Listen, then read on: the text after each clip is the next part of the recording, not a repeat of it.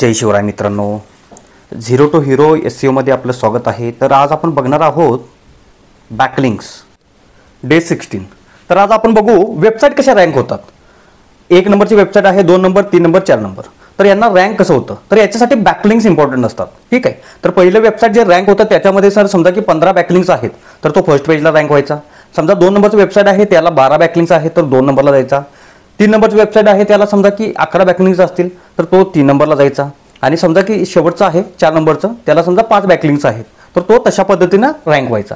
तर मोस्टली जास्तीत जास्त लोकांकडून रेफरल, जास्तीत जास्त दुसऱ्या वेबसाईटकडून तुम्हाला बॅकलिंक्स मिळायच्या, त्याच्यावरून तुमचं गुगल रँक ठरायचं. पण ह्या 28 वर्षामध्ये खूप सारे चेंजेस झालेले आहेत. तर त्याला आपण जे हे रँक होतं त्याला आपण काय म्हणतो, पेज रँक म्हणतो.